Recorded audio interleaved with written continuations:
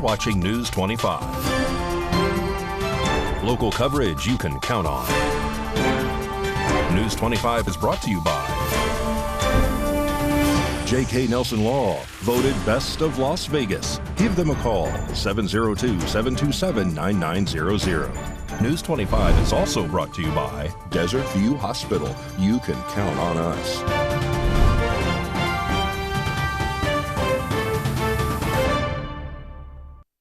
Good evening, and thanks for joining us on KPVM on the Ace Country Radio Network, and now streaming at kpvm.tv on this Monday, January 29th, 2024. I'm Chris Palermo. Multiple countries have suspended funding for a UN aid agency in Gaza after allegations have come forth about its staff participating in the October 7th attack.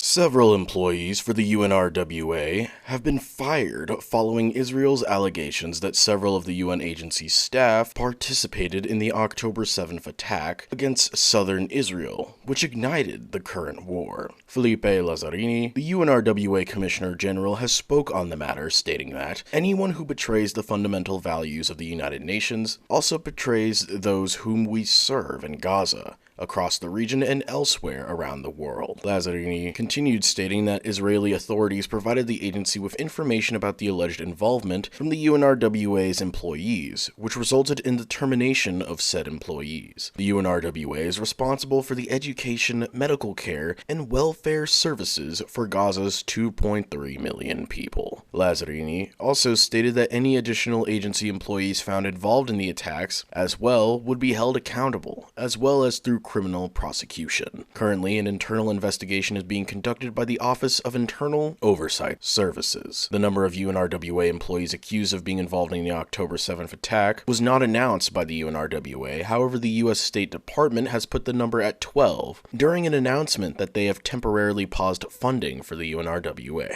However, the U.S. isn't the only country to suspend funding for the UNRWA. Austria, Japan, Britain, Germany, Italy, the Netherlands, and Switzerland have all suspended funding for the UN agency in light of the allegations, pending the results of the ongoing investigation. The European Union also wants to appoint independent experts in order to conduct an audit of the UNRWA, in order to ensure that the agency's staff can't be involved in terrorist activities. The European Commission, which is the European Union's executive branch, went on to state that, "We expect the UNRWA to agree to carrying out an audit of the agency to be conducted by EU appointed independent external experts." Felipe Lazzarini has also expressed concerns as the lack of funding comes as he says famine loss looms over Palestinians in Gaza. He has also warned that due to the lack of funding, the lifeline that is the UNRWA could collapse at any time. Meanwhile, a drone strike has left 3 American troops dead and 34 others injured at a U.S. military outpost known as Tower 22, which is based on the border of countries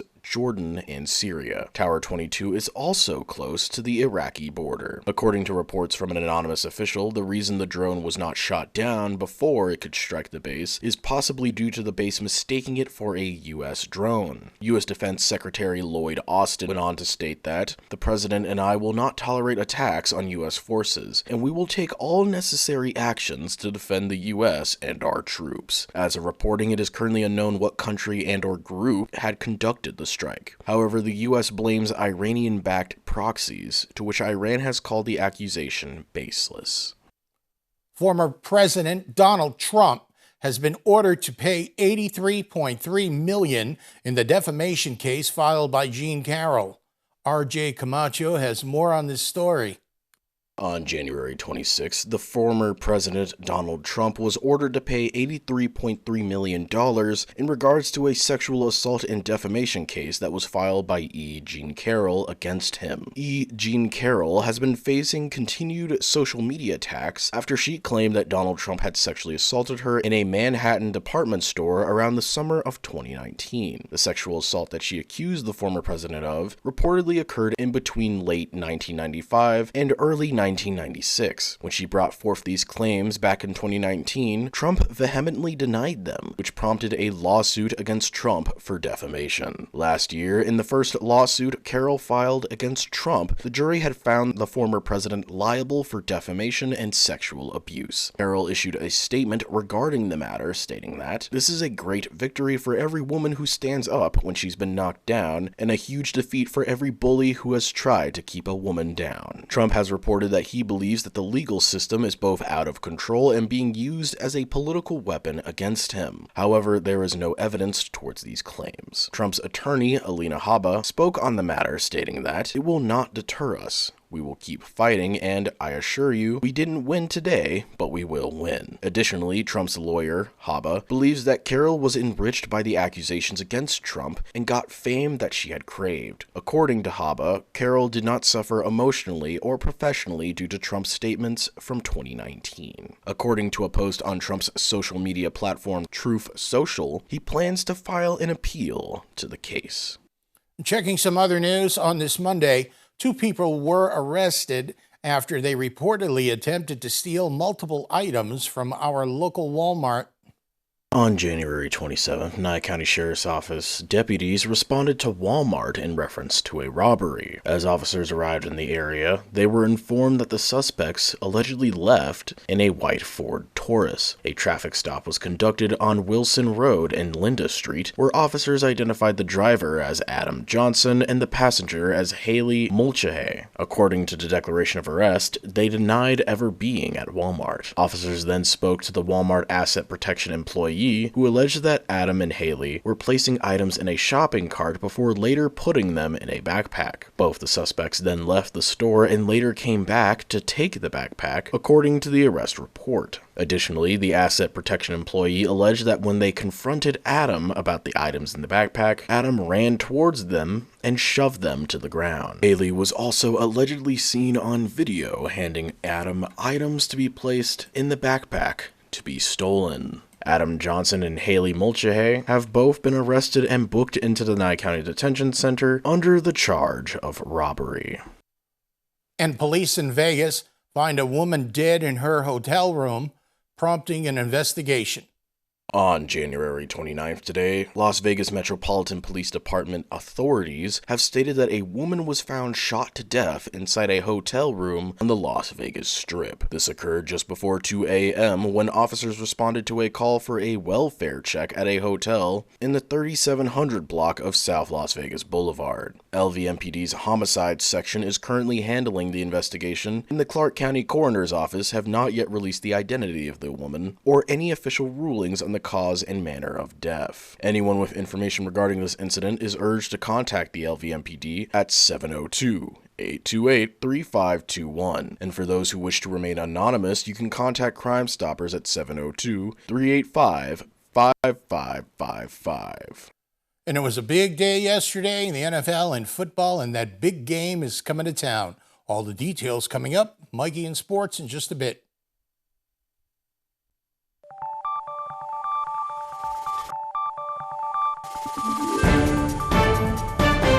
You're watching News 25. Local coverage you can count on.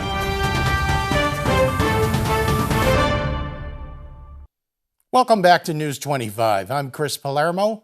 Here's Mikey with your look at sports.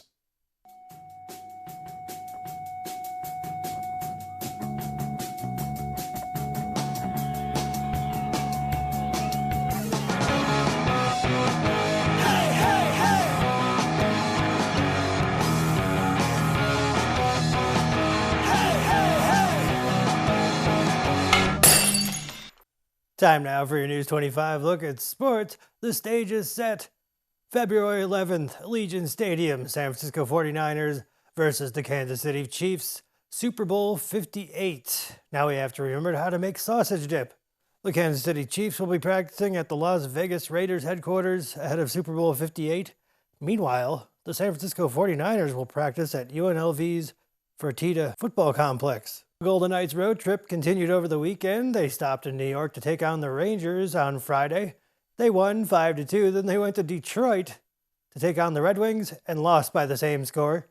The newest flag football team to be part of the American Flag Football League, The Las Vegas Lucky Sevens will have their season premiere at Cashman Field on April 27th. Pahrump Valley Trojans JV Wrestling were part of the 2024 Clark Classic JV Zone. Congrats to Ian Boskett for taking first place in his weight class, and Jacob McLaughlin also took first place in his weight class. And that's your look at sports on News 25. Okay, we know you've been waiting on this one. The burning question on everyone's mind: will Taylor Swift be at the Super Bowl? Mikey Ruhan investigates.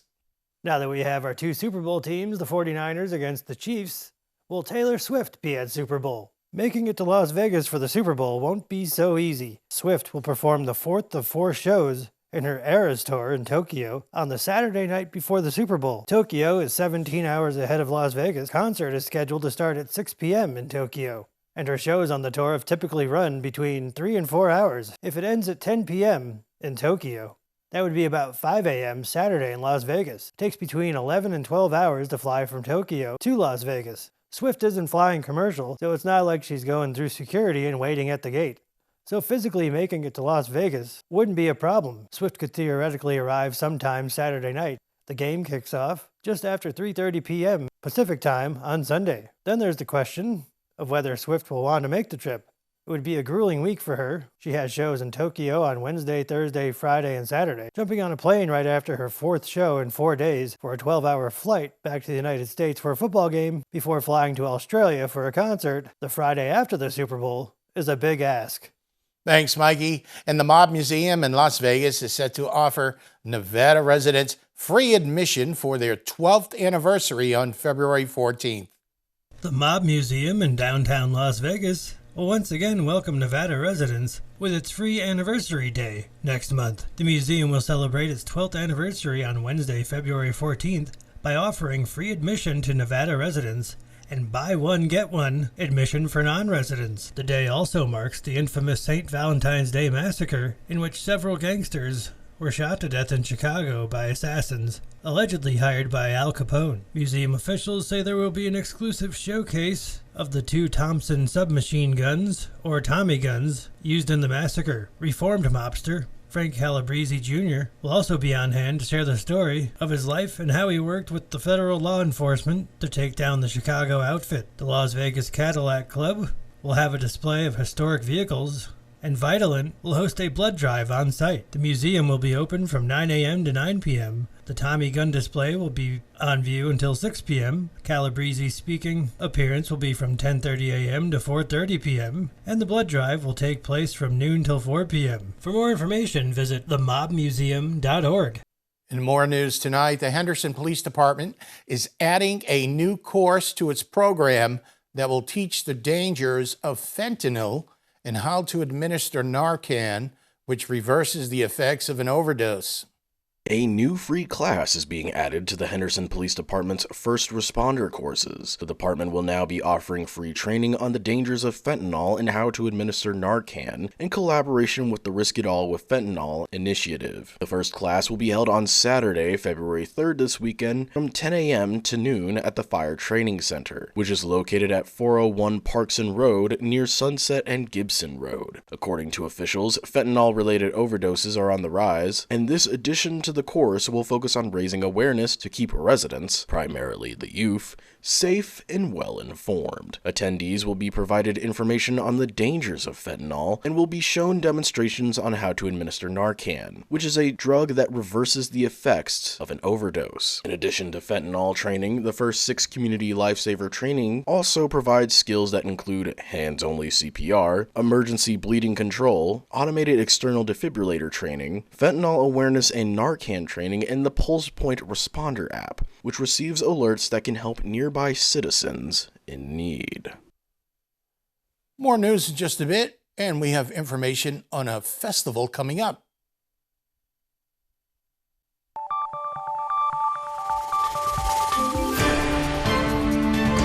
You're watching News 25. Local coverage you can count on. News 25 is brought to you by Mountain West Lawyer, Injury Attorneys, 727-9500.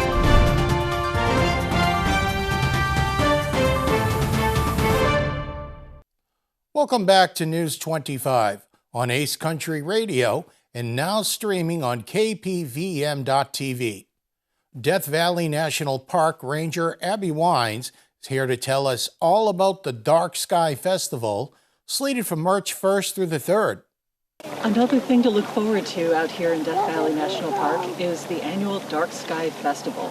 This year that will be March 1st through 3rd, and it's a series of events that go on all during the daytime hours and at night.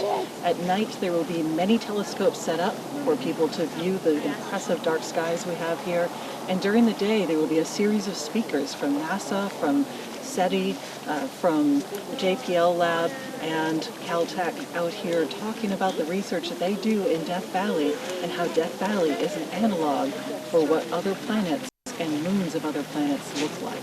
So come, all events are free. Some have limited space in them. You can find out more information about the Dark Sky Festival or about anything about Death Valley National Park by going to our webpage, nps.gov/DEVA. And over the weekend, Donald Trump made an appearance in the Las Vegas Valley to touch on some important topics. Here's Samantha Roberts with more on this event. On Saturday, January 27th, people gathered at the gates of Big League Dreams in Las Vegas several hours in advance to hear Donald Trump speak. God bless America, my home, sweet home. God bless America! During the rally, Trump told his supporters not to worry about the primary, but instead to focus on the caucus that will take place on February 8th. Trump went on to say that the primary doesn't mean anything, quote, "It is psychologically, maybe a little bit, about 2%, but it doesn't mean anything." During the rally, Trump spoke about several issues including crime, election security, the war in Ukraine, and the border crisis in our country. According to Trump, Texas will be given his full support. He will deploy all necessary law enforcement resources to seal up the final section of the border.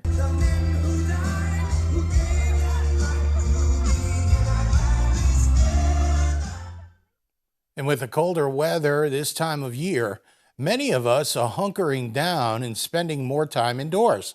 Although it's comfy to curl up on the couch, doing this too much can make it easy to come down with a case of the winter blues.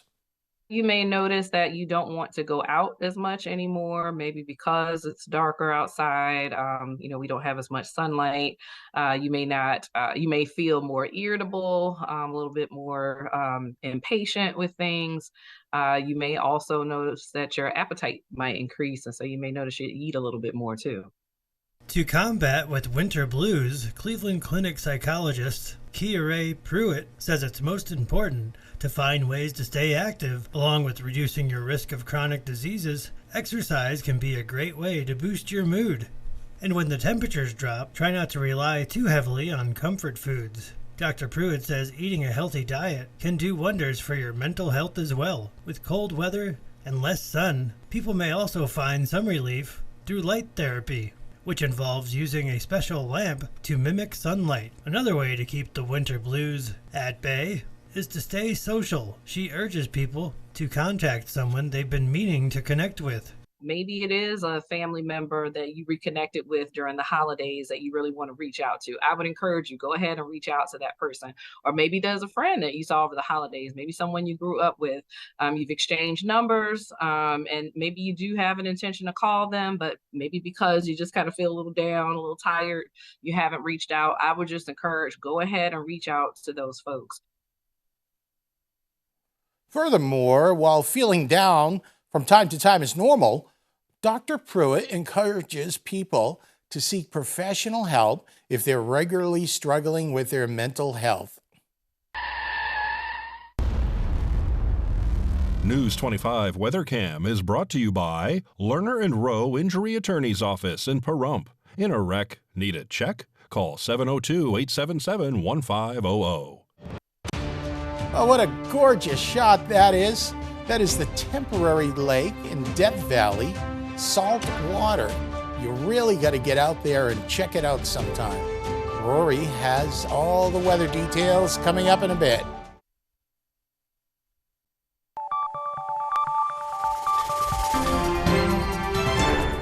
News 25 weather is brought to you by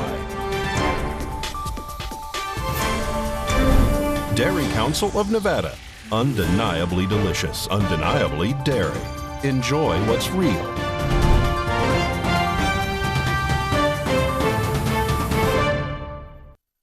Good evening, Nevada. I'm Roy Rosell here from the Channel 25 Weather Studios and streaming everywhere at KPVM.TV.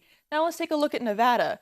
There is Fernley, Fallon, and Carson City all hopping on that 63-degree train, and then it drops down to 60 degrees when you get to Tonopah, but then goes back up to 63 as a caboose for Goldfield.